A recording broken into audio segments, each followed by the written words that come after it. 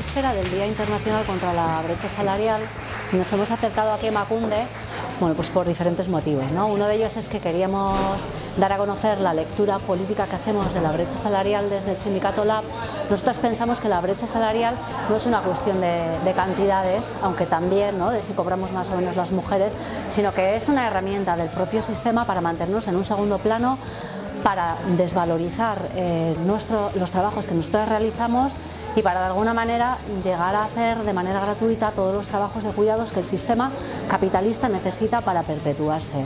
Entonces, bueno, el año pasado desde LAB, en todas las empresas que tenemos representación y en las instituciones públicas, registramos una solicitud de hacer un estudio de brecha salarial para que nos dieran un poco, ¿no?, la fotografía de la situación y ver qué medidas estaban dispuestas las empresas y las instituciones a poner en marcha para acabar con esta brecha salarial. Pues bueno, apenas obtuvimos respuesta, con lo cual este año lo que hemos decidido es interpelar directamente a las instituciones porque consideramos que son responsables, ¿no?, de lo que está pasando con la brecha salarial. En cuestión, en concreto, Emakunde lleva 30 años, ¿no?, siendo un organismo que tiene las mismas funciones, no han variado nada en todo este recorrido, son unas funciones de asesoría y de diseño de planes, que lo que estamos viendo es que no ha revertido la situación de las mujeres en la Comunidad Autónoma Vasca, que es su ámbito de competencia. Y no solo eso, sino que es que encima la situación de las mujeres en general ha empeorado. Es decir, se están haciendo unos diseños y unas políticas públicas de igualdad que llama Emakunde, que no alcanzan más que a un porcentaje muy pequeño de la población de mujeres, que es precisamente a las que en mejor situación están ya, y no está llegando a todas las mujeres que están en situación de precariedad. Esto es una brecha salarial y una brecha vital que veníamos hoy aquí a denunciar.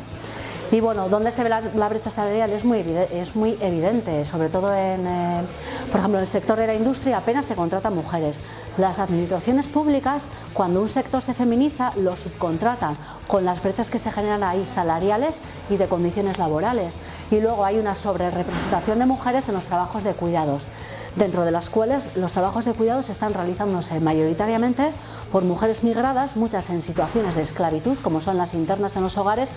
Y bueno, cuando se habla de brecha salarial no se tienen en cuenta a todas estas mujeres. Nos parece que, bueno, que ya es momento de denunciar esto, y esta era una de las razones también por las que veníamos a Emakunde, para solicitar que se hagan políticas feministas ya, y bueno, y que se acaben ya con estos discursos de la igualdad que no están revertiendo las situaciones de verdadera precariedad en las que se encuentran la mayoría de las mujeres hoy en día.